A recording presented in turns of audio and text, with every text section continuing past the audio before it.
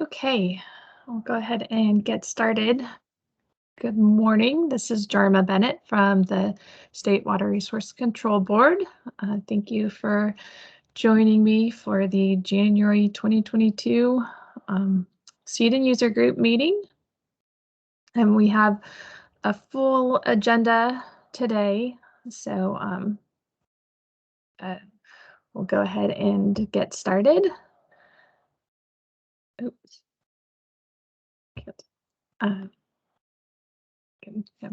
So the first thing I wanted to talk about was business rules navigation. As we are developing business rules, as you know, we've talked a lot about the passive sampler, and I have another one that we started talking about in November and continuing today about the isotope dilution analysis. So we have these business rules that don't have a place really yet, and generally we have a lot of business rules in our guidance documents for entering data, and we have business rules in our vocabulary request document, but they're kind of more general usually, and these business rules that we've been developing on passive samplers are all about passive sampling and cross and the isotope dilution analysis kind of crosses. It contains information for both requesting vocabulary as well as entering data. So I wanted to have a place for people so that we could post our business rules that didn't fit somewhere else, like it wasn't really appropriate to put in the guidance document. And we have another place in the water boards that we have this table that allows users to search, and I'll bring that up hopefully. That I thought we could use maybe as a model if people liked that idea. But there are also other ways we could do it. So I'll go ahead and show you what I was thinking. This is on our data and databases page at the water board. And we have this table, and I'll take the search criteria out, and it's just a table with in this case, data resources with the resource name and a description and contact information, but it has these keywords so that when you type in the search box, and I tried it out with conservation, the box or the table then filters down to just where the row contains your search criteria. I may be getting too concerned because right now we only have even if we adopt the two that are on the table or approve the two that are on the table, we only have two, so it may not be overwhelming, but I can see if people are looking for a specific topic or they're doing passive sampler entry and want to know where to go. We could just have a new page for business rules and a table such as this that I'm showing here, and one of the keywords would be passive sampler, so they could search on that. So that was my idea, again, from the CEDEN web page. There could be another box that said business rules. You'd go to that business rules link, and then you'd see that table. Does anybody have any concerns about that, or any ideas that they think would work better, or thoughts on that? Jarma, this is Stacy. Is it just for the passive sampler business rules, or what other types of business rules that wouldn't be included in the guidance document or on the vocab template? Yeah. That are you specifically I think this isotope dilution analysis would be another example. And So- why are we not just updating the guidance document and adding like appendices? My only concern is if you have business rules in 3 different places, but in that if you have the link to the business rule and it's only for the passive sampler and the isotope dilution, you know, it implies that all the business rules are there. And, you know, having them all in one spot for data providers versus having them try to, well, okay, I need the business rule for non-project and I need the business rule for passive sampler and I need it for my vocab, you know, try to have it all or links to everything in one spot. Does that make sense? Yeah, no, that is definitely a concern. So for the passive sampler, it could could you see it just as, you know, appendix D or something? Yeah, just an appendix, just like you already have the documentation within and then the you just chemistry, right? Yeah, and then you could just put it as appendix B and just change the table of contents, and then for isotope dilution, you know, then it's all there, and then somebody can just print out that whole document or just open that one document and have it there. For isotope dilution, that one, you know, it contains you know, information for requesting your vocabulary as well as data entry. So would you split that up, just add to the area in the vocab template where we talk about analytes and add just another item there, and then also add it to the appendix in the chemistry? Yeah, I would just add it as an entire appendix in the chemistry, and then in the vocab, I would, you know, because it's specific to the analyte business rule, I would add it there at the bottom, you know, to that rule.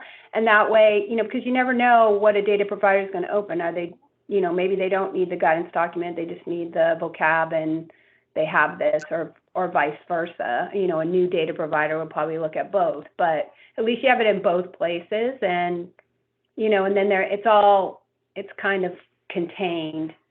You know, when you start diffusing, then people have a hard time finding that information.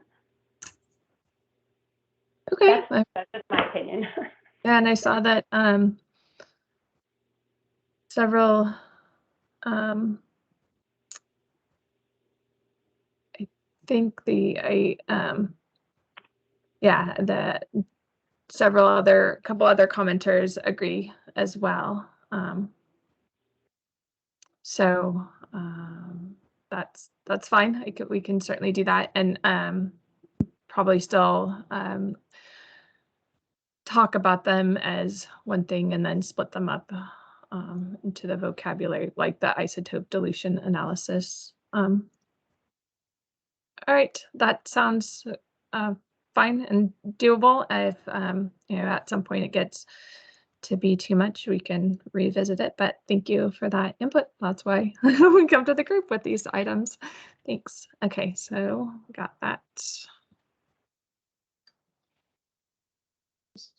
Good night.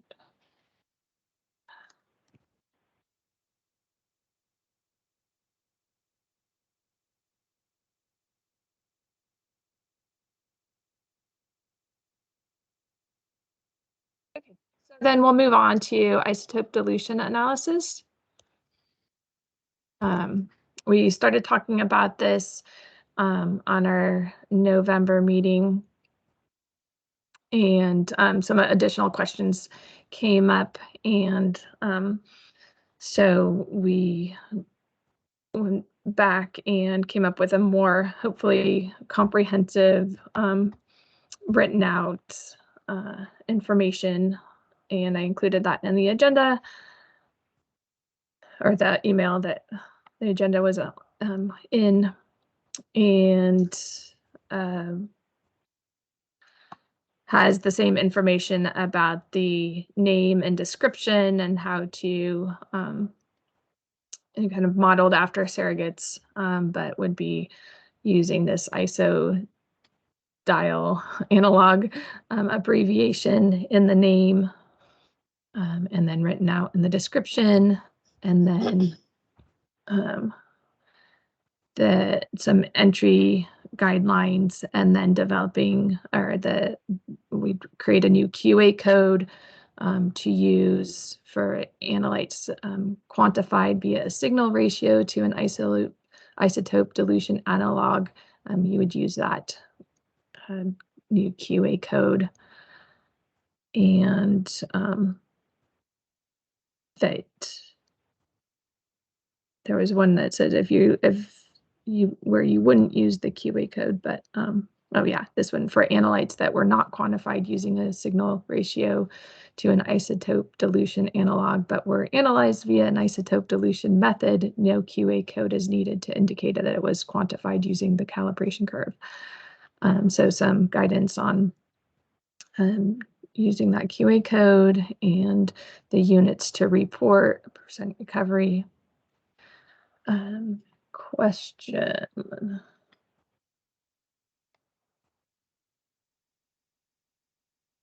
Lisa, you had your hand up? Yeah, I do. I had some questions because I wasn't quite sure where you were going with the signal ratio to an isotope dilution analog. The two methods that I'm familiar with, the way the isotope dilution analog is used is it's initially quantitated against what you would call an internal standard. They call them IPAs, to verify that their percent recovery is within acceptable criteria. And if that's the case, then they're used in place of internal standards for the analytes. So there's no quote correction. It's basically used just like you would use a normal internal standard.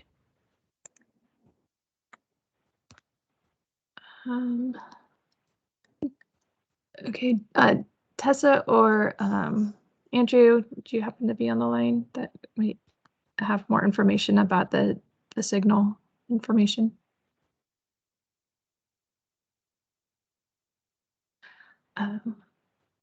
Okay, well, unfortunately. Tessa. Sorry, I'm here. It looks like Andrew's here, and I was hoping he would respond because he may know a little bit more about those details. I thought it looked like he's on. I am. Sorry, I was kind of doing multiple things there. I mean, essentially, that's how you determine whether or not it's actually there. So the signal ratio is really kind of the quantitative portion of your spectra. So we can reword it slightly, and if you want to provide some suggested language that aligns more with the methods that you're using, we can definitely use that. But essentially, an isotopic dilution analysis does use signal ratios and corrects for that. That's the basis behind an isotopic dilution analysis. It's the ratios basically of the known versus the unknown. I do understand that. I think the PFAS methods might be set up a little bit differently than your standard isotope dilution, but I'm not sure. I don't analyze them. I just know that in the two methods that we use, I've gone over it significantly, in pretty much detail with the analysts, and they've told me how it's used in there. And I, as far as quantitation goes, there is a ratio for the isotope dilution analog against the IPAs to verify that they're in the range. And if that's the ratio that you're talking about here, then that makes more sense to me.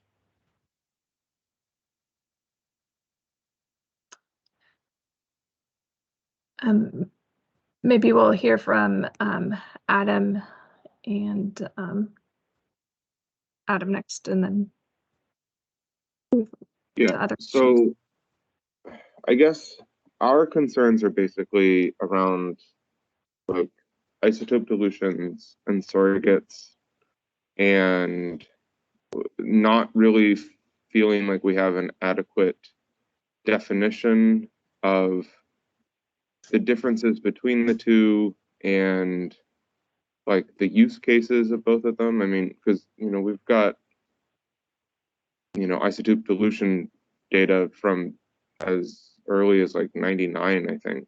And so we've been submitting this data with as surrogate corrected for 20 some years. And well, I mean, that predated CEDEN, but the data is, we've been doing this for a long time as surrogate corrected. And so I realize that the new PFAS methods, I think, is what's spurred the conversation, but we're not clear on what the differences are and sort of, is this something we're moving forward, the PCBs and other things, that we would feel like we need to go back and change the way that we've reported data in the past, and sort of just, we were looking for more definitional statements of this is an isotope dilution or analyte, this is a surrogate analyte, this is when you would use one, this is when you would not use one. Okay, thanks, Adam. Gerald, do you still have your hand up? Yes, I do. And I guess I was not at the last meeting. Unfortunately, it was report time.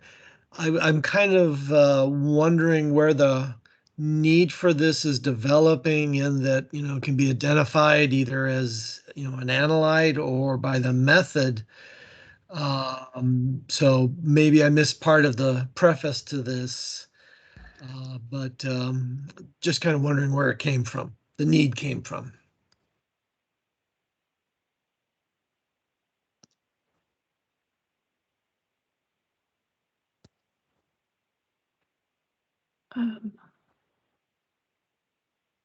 This is Tessa, Tessa. Yeah, I can respond a little bit to that.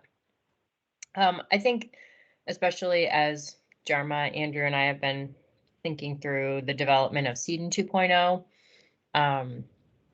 and trying to ensure we get quality data in the database so that the water boards can use it for decision making. We realized that there was, for the isotope dilution methods, that we would want this information about the IDA recovery to ensure that it was in some certain, the acceptance criteria. And we're also in the process for SWAMP of developing MQOs specific for isotope dilution methods. So those things kind of go hand in hand for the SWAMP program, but just thinking overall for CEDEN data quality, having this additional QC information reported and clarified, that it's making it clear that these are isotope dilution methods and how they're quantitated, was the direction we wanted to go. I don't know if you want to add. Wouldn't that come up? My apologies, I wasn't trying to step on you. Oh, sorry, go ahead. Wouldn't that come in through the lab QA record? So this is Andrew. I can kind of maybe add some depth to that. So what we're finding is that the isotopic dilution and the analysis, that quantitative approach, has not been common for many of the methods that are used for programs for the water boards, specifically,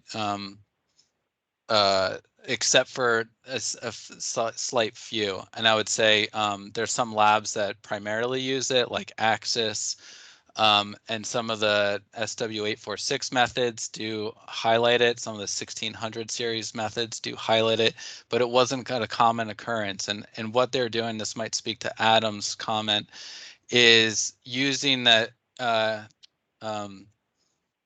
isotopic dilution analog and reporting it as a recovery surrogate. They're not recovery surrogates, they're internal standard. It's an internal standardization process, which is where the correction occurs. And it's a specific type of internal standard that's a direct analog to your target analyte. And so because of that, and there's a correction going on of the quantitation of the target analyte, we have to, on a quality assurance perspective, know what their recovery was of the internal, the isotopic dilution analog, to make sure that it meets within not only methods specific criteria, but also waterboard's criteria, because we don't want, say, a 10% recovery of an isotopic dilution analog and then have a wide correction for a target analyte. That's not what we're targeting here. So we wanted to make sure that it's reportable in a certain manner, so we can be able to identify what the laboratory did and how that correction occurred. Very similarly to how it's reported now through like Axis and other ones, they're using recovery surrogate corrected as kind of the way to report it. That was kind of a bypass. What we're saying is we need more specificity now, because we're coming along that more methods are going to be using this as a quantitative approach or technique. And that's why we want to be a little more transparent about that, and more be able to collect more metadata to describe that process. Thank you. Lisa? Okay, so now I understand where Andrew's coming from, and I think this is very similar to what the UCMR5 program is doing. What they have had us do is, for the IDAs, we are quantitating those as, quote, surrogates, as well as using them as internal standards. This, quote, surrogate recovery is based off of their recovery against the IPA. So that gets reported, and that would give you your criteria of whether they met the actual correct criteria for continuing on with analyzing your samples. And then what you are looking for is just to know which analyte is quantitated against which IDA, it looks like, when in that case, when they don't match specifically. That's additional information. Yes. This is Okay. Tessa. Yes, that's Okay. Then one of the things I wanted to ask you is, for laboratories, if there isn't a QA code for a specific IDA analyte match, it's going to be a nightmare for us to go in and make up something. So can we request, like, if it doesn't have a match, we just request a new analyte like we do for normal stuff? That way that everybody's using the same QA code if they're using the same IDA analyte match.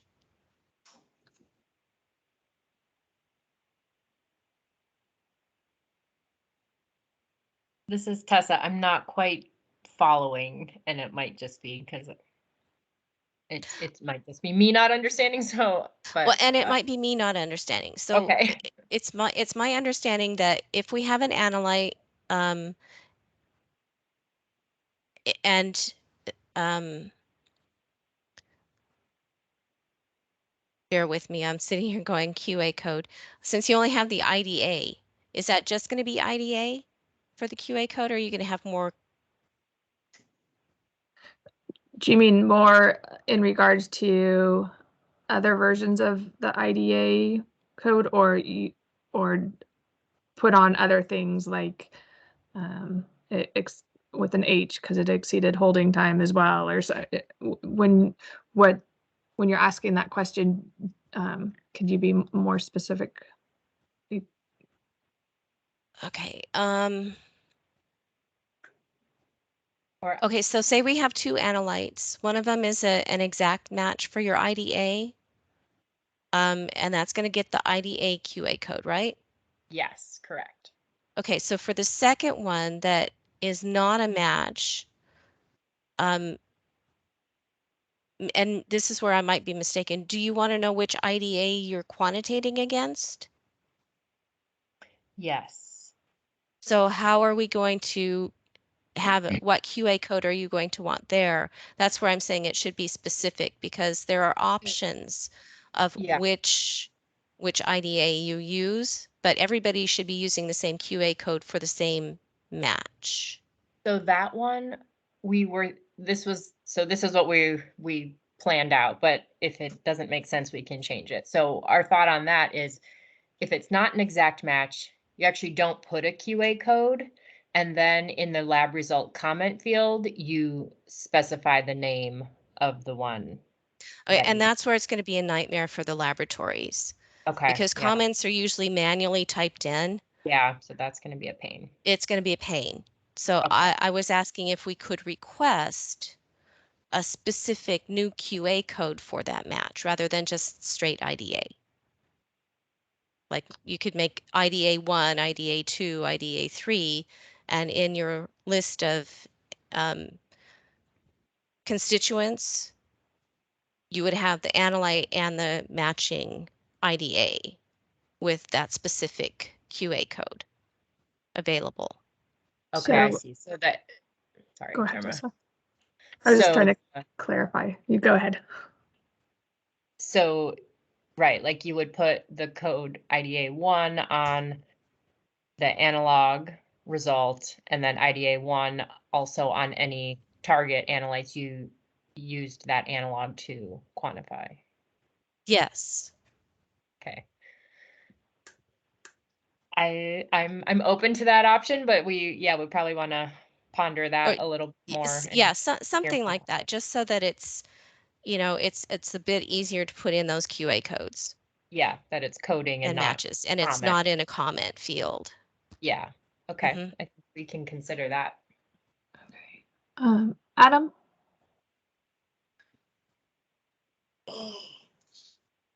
Thanks. I would strongly echo the let's not try and keep stuff in comments sentiment. And then sort of my follow-up question is then, so what is, I guess now I'm confused about what is the use case for surrogates, or is there not one?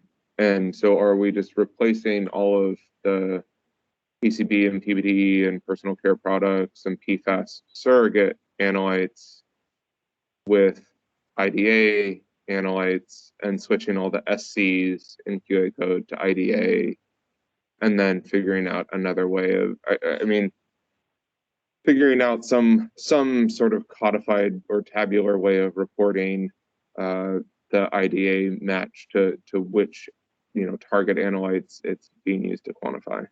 Like, is there still a use case for surrogates, or like what Andrew said, it was sort of shoehorning something in that it didn't really apply to, and so we're going to replace all the old ones? That's what I'm still unclear.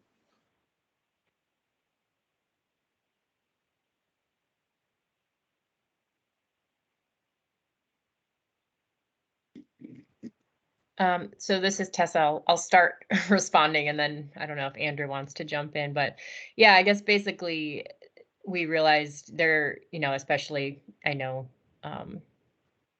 SFEI programs have used the Access labs for a long time, and they have done a lot of isotope dilution methods. So, in hindsight, if we could have started, this business rule a long time ago, but as they're getting more widespread, we're realizing we do want to differentiate them from surrogates because it really is a different use. So surrogates are still used in all kinds of methods. typically, most of those methods aren't asking you to correct based on the surrogate. It's just the surrogate is another QC sample that you're looking at acceptance criteria. So surrogates won't go away because there's lots of methods that still use them and we still want that information. And I don't think we're gonna try to go back and change all the historic data that actually was isotope dilution, but is just called surrogates. Did that answer your question in part, or what else did we miss? I think, I mean, I guess to a certain extent, it's like they're just QA records, so it's not as if like the target records would have to change. I guess I'm just trying to think about like, all of these data are QA coded as surrogate corrected, and then they're maybe at least that would need to be changed to IDA, even if all the analytes aren't changed. And then is it just will end date all the labeled surrogates, because there's hundreds of them. Is the idea, because I guess I'm trying to feel like, is there any situation where the I don't know enough about the chemistry. Like, is there any situation where like the PCB surrogate was a surrogate, or was it always an IDA? And so can we update the existing analyte name and sort of one fell swoop update all the existing records? This is Andrew. That's a good question. Some of the non-isotopic dilution methods or approaches have specific recovery surrogates that are used as a recovery surrogate. So we may not want to switch all of them, but I think what you're describing is as an end date to that approach to describing the isotopic dilution quantitation. I think that is what we're envisioning, is there'll probably not be much use of the recovery surrogate corrected qualifier moving forward.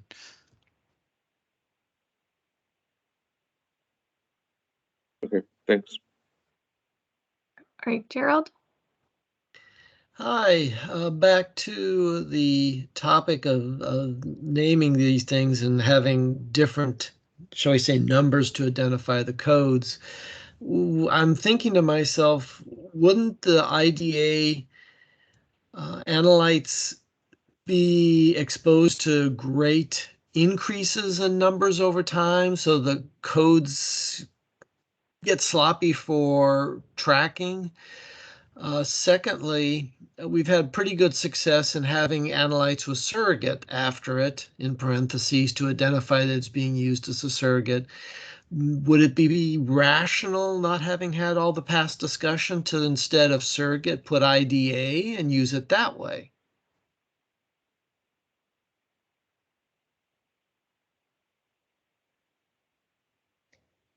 This is Tessa. So that is part of this, is that, as you can see in the example that Jarma has up on the screen. So instead of having surrogate in the parentheses, it'll say isodial analog for isotope dilution analog.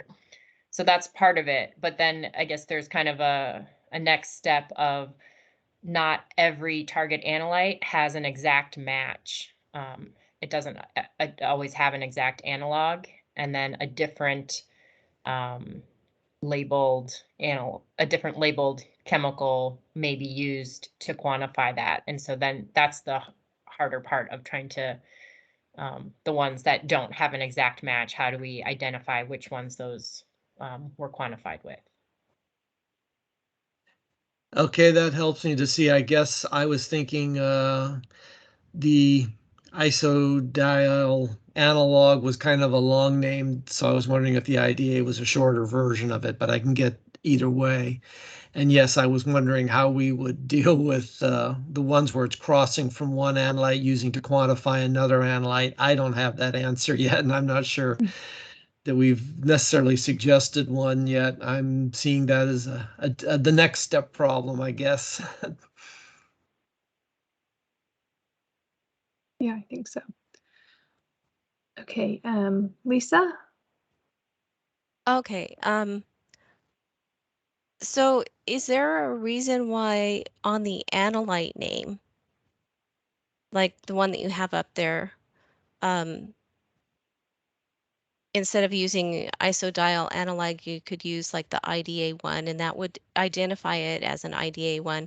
Then for your actual targets that didn't have a match, you could write them, but put IDA1, and that would relate it back to the IDA1 in the analyte name.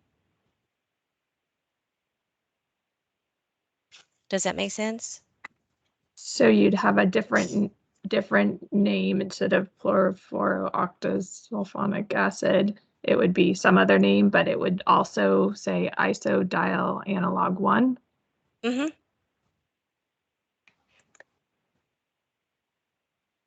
Because that you could match up your actual IDA with the non-IDA. Yeah, Okay. this is Tessa. Yeah, I think we might, if we just may want to think about that, but I'm intrigued by that idea. I like, it sounds Yeah, because that would then potentially your nice. QA Yeah. code would just be IDA. You just have one IDA QA code for everything. And so how would the one, if you had one for one, is it just a sequential, the next name that you have to identify that's Yeah, you guys could decide what you want to use instead of just the isodiol analog. You would have, I don't know, isodiol analog A, isodiol analog B, whatever you guys decide to use. That okay, would be but up there to wouldn't be the. any, there wouldn't be any indication. It would just be a key, almost just a Mhm. 1, 2, or okay. All right. Well, thanks for that suggestion. Think about that. Adam? Yeah, I was just curious, with the idea of like an exact match. So at least with the current formatting of, certainly not all, but a decent number of what are currently called surrogates, the label sort of falls in the middle of the existing analyte name. So are we changing the business rule of how the analytes are going to be named? Like some of the, like within PFAS, like some of the fluorotelomere sulfonates are like that. I know a bunch of the dioxins are like that. Where it's not just analyte name label surrogate, it's analyte name with label in the middle, then surrogate.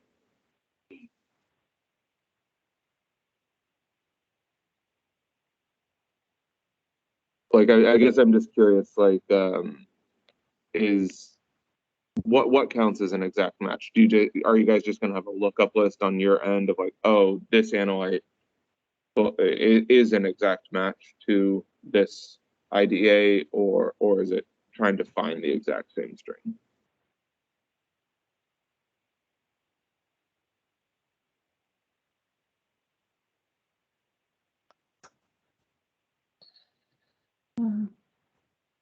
I like the idea of the lookup list because laboratories aren't going to name things the same way across the board. So if we let the water board define what it should be and we just use the lookup list, I think that might be easier for everybody. And I mean, like, so I do not know, and Lisa maybe can speak to this more broadly, but like when there are situations that a non-exact match is used to quantify, would different labs generally be using the same non-identical IDAs to quantify a target, or would that vary from lab to lab? I think it can vary from lab to lab, the same way that the actual IDAs themselves can vary. They've gone to allowing laboratories to use, like in the case of this perfluorosulfonic acid 13C8, they've made it generic so you can use a perfluorooctane sulfonic acid -13CX. So instead of an 8, you could have a 7 or a 6 or a 9. So that also is where it would be nice to have, you know, the isodiol analog be specific for a very specific name and be able to match it. So you are not going to get the same thing amongst laboratories. Thank you. Okay, so I think the things that I've heard about what we proposed in this write-up is you would like to see a stronger definition clarifying between isotopic dilution analogs and surrogates, a way to tie the targets to the analogs when there's not an exact match, and for that to more clearly state what to do with existing data, or not necessarily data, but existing vocabulary records. And so we can work on that. One quick last question, Gerald, before we move on. Just a suggestion, and I think, you know, very much appreciate that everybody in this call is considering what's the best way to do something. And I know I'm one of them who is not completely up with the method, so I'm just trying to help. Would it make sense to have the analyte name be the analyte you're tracking, and then in the parentheses, you're identifying what specific ADA it is, you know, the full name. You know, I heard there a comment made earlier that we didn't want to put which IDA, excuse me, we were tracking as a comment because that's something that has to be typed in. But it could probably turn into a pull down pretty quickly, identified within the parentheses, even if the range of IDAs keep changing out there, and one lab uses C7 and C6 and C8. At least most labs would probably be using the same thing pretty consistently. So it should, you know, hone in on the first one pretty easily for its internal reports. And then if you had some problem or you had to change what you're using as this IDA to a different isotope number, then you would be able to change it fairly quickly at that point and have a pull down. Again, thank you, and appreciate having the opportunity to provide some feedback.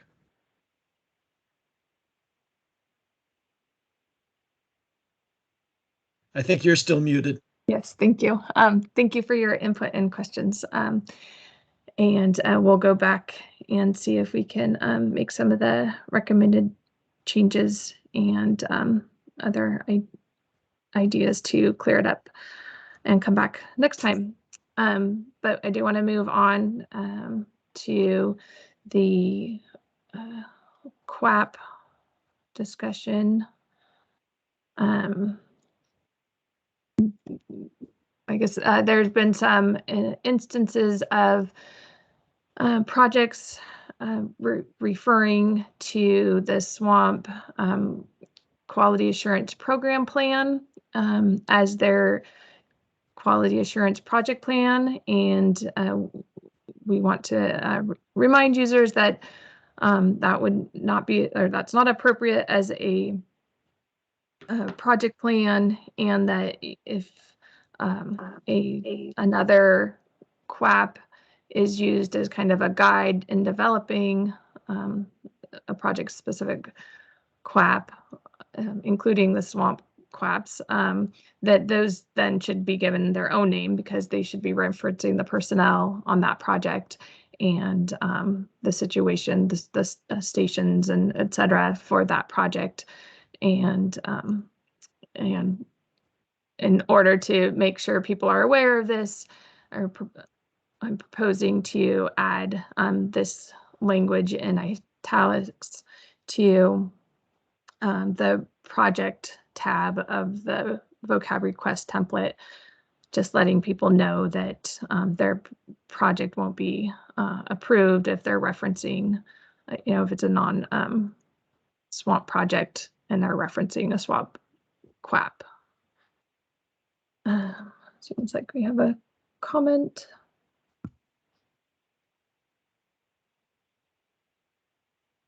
Okay. Any problems or concerns or questions about that guidance about QAPs?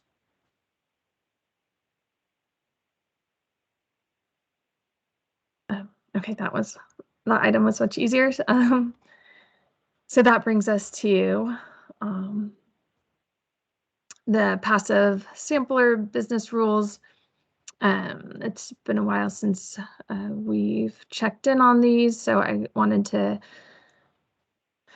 at least talk about them briefly to see if I think we are pretty close. At the last time we were able to talk about these, we had some discussion about whether it should the unit should be a per sorbent. I mean, we talked a lot about units throughout the course of our discussion, and but most recently, I think we came to a point of should it be per sorbent or per sampler or housing, knowing that some devices can house multiple, in some cases they're disks, some cases they're other things, and so we've been using the term sorbent to mean, in the case of a disk, there are multiple disks in a housing. And when I reached out to David Alvarez of USGS a couple months ago, and I previously shared this email string, he had suggested just using his per sampler or housing. So because people can forget to average it over if you're using multiple sorbents and extract those together, then you may forget to divide that by the number of sorbents used. And then with our other discussions about, we had gone kind of down the path of, trying to define the surface area of the sorbent, or the mass of the sorbent, or the volume of the sorbent, and all potentially intensive in those calculations and might be difficult to provide. And so the seemed like this most straightforward to do was to either do sorbent or sampler. And I went with David Alvarez's suggestion of sampler here. And so I've updated the units to mass of analyte per sampler, and made that consistent with, I had another line here, a last line here for result, and kind of indicating, at one time it said per sorbent. Then I thought that the units spoke for themselves, and if we just went with sampler, that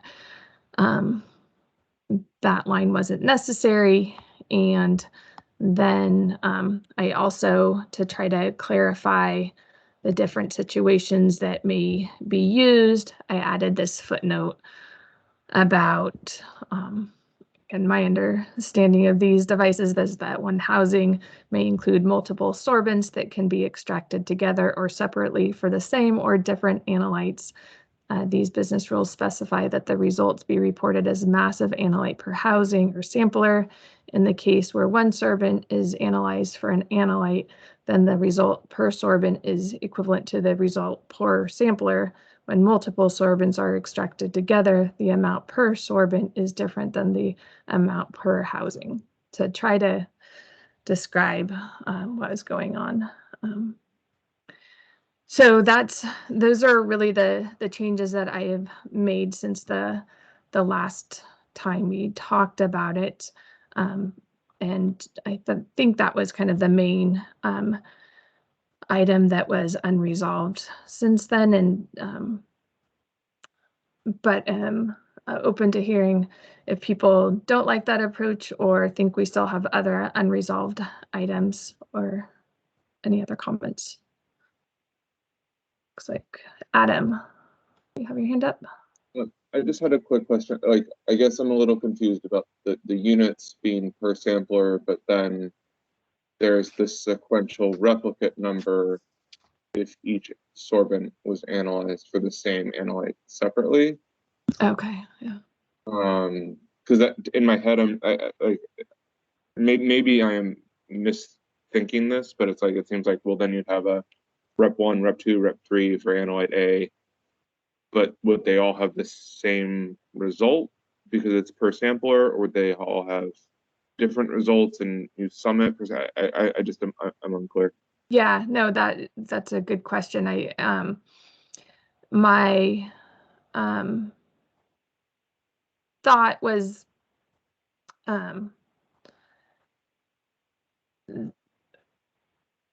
that I had previously thought that if there were multiple sorbents in a sampler, and that if you analyze them for the same analyte, those would be replicates of each other.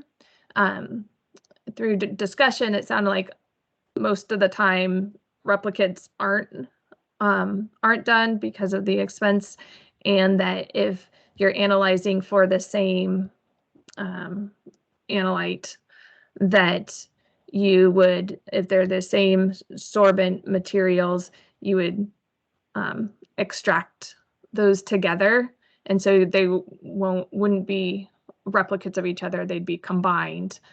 And so that's how I was looking at it when I wrote that footnote, and so may not be as in agreement with this statement as I had hoped about the replicates. But does that at least make conceptual sense that if you were analyzing them, the sorbents for the same analyte, and extracted them together, that those wouldn't be replicates of each other, but if you just analyze them separately, those would be replicates of each other? Yeah, no, I think that makes sense. I think it's just about if they are replicates, is there a different units option? Oh, right. Because, yeah, that's okay. Not sure what to do with that, but I see I went through a long discussion when maybe I just misunderstood your question. Sorry. All right. No, no. Okay. It looks like Dane, you have your hand up? Yes, I do. Thank you. It strikes me that making the units per sampler reduces these methods to kind of survey tools that they would not, results would not be applicable to any sort of water quality assessment or impairment consideration. You really need to have units of measure that are relevant to the water quality objectives that are applied. Yeah, we've had previous discussions where it's and this wasn't totally consistent, but a lot of concern that the variability in the sampling rates and other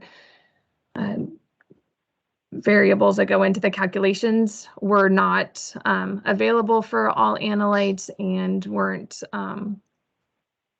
consistently used. There were a lot of different measurements that go into it, and that we weren't confident that those would be consistently used, and so we're going back to the kind of the more raw data to be recorded here. And so yes, wouldn't be a mass per water volume measurement to be readily available, but that's seemed we would be more confident in the number that we got that was reported. So Right. it is Okay. a trade-off. That makes a lot of sense. But devices, even samplers, I mean, you can have larger volumes of SPMD material. So you might collect more per sampler that is not really reflective of concentration differences compared with different size samplers. Yeah, and that makes sense. We do, in the collection device name and description, try to cram a lot of information in there, and hopefully that would give the user, if they're the data consumer, if they're familiar with the device, an idea of how big the sorbent is, Right. without going to the detail of recording the surface area or the mass. Sure. Okay. Thank you. Okay, thanks. Tori? Mine's just a quick comment, is because I'm having a hard time visualizing this. Are you going to end up putting, because in our EDD template, we have like examples of different, types. Like our EDD template has like E. coli, how to enter it. Is there any way you guys could enter like an example of this into the EDD? I mean, I know we're still trying to figure stuff out as well, but I think it would help visualize for me, especially Yeah, okay. how Yeah. you're kind of expecting things to look, and then we can kind of see it not only in the language, but the EDD. Yeah, that's a good idea. Okay, thank you so much. Cajun James?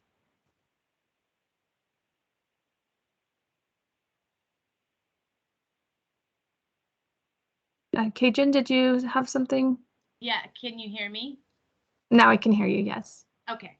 I'm just trying to follow the conversation because I agree with you. These are new devices. So I'll just share what I'm doing, and you can tell me if it's captured by what you're recommending now. So we've been using chem catchers. We've been using 2 different discs. We're mostly sampling for herbicides that forestry companies would put on. We've been doing ours as replicates, mostly because, I'll put in 3 discs to look at different analytes, because not all, an individual disc won't capture all the chemicals I'm trying to see if we have present in the streams or not. So right now where we're at, I'm still using each disc as a replicate. So 1 and then 2 other replicates, just to see what the variation is in the results. And, we're still in a exploratory phase of how to use these. So it would be my hope that that data would be captured. We're not having huge differences in actual results, but there are differences. And, I think it may be different if you average them. So that would be my input. And I know that I just saw Marco's hand going up. He's working with me on this project, so he may have a more graceful response to what I said. That's it. Okay, thanks. Yeah, I think what you said would be reflected in how it's written with the, you have 3 different discs, except that you said that you were analyzing those 3 different discs for different analytes. Is that right? Yes, but we may have replicates of one of the discs. So we'll have 2 discs with 3, so 1 disc and 2 replicates. So each chem catcher can hold 6. And so you know, we are trying to have replicates in that as we figure out, you know, can we detect for the types of chemicals we're applying. So we are putting three discs per chem catcher that can analyze the same suite. So I'm assuming one would be reported as a result, and then the other two would be replicates. Yeah, that makes sense, and I think that's reflective. Right. Okay. That's it. Thank All you. right. Thanks. I know we're out of time, so if we can, I'll hear from Jenny and then wrap up. Jenny? Yeah, I'll try and be quick. I just wanted to echo what Dane was saying, that I'm not actually comfortable not reporting an aqueous concentration, milligrams per liter or nanograms per liter, whatever it is, because then I'm putting my raw data out there and having other people make assumptions about the R values and the transport rate and all those things, where these are not new for us. We've been doing this for over a decade, and I'm not sure how long Dane's been employing them, but probably longer, you know, since before I've been at Santa Cruz. And we use the USGS Excel spreadsheet that has the KWs and the R rates, and we know how many days it's in there, and we have the flow dictated. So we're very confident in the aqueous concentrations that we're getting out. Again, it's empirical, right? We're using these sorbent samplers, but I feel like if this procedure could have a way to also, you know, qualify that this is how we got to the concentration, but still be able to report it as a concentration and not a mass per mass or a mass per sorbent. Okay. I wanted to put that out there for discussion. I guess that's for next time. Okay. Yeah, sorry we ran out of time, but here we are. And so, Dane, maybe I can contact you offline about your experience with these devices, if that would be okay. And we'll come back next time with more the isotope dilution analogues and revisit this. Thank you. And so if you have additional comments in the meantime, again, I think we're getting close, so that would be great.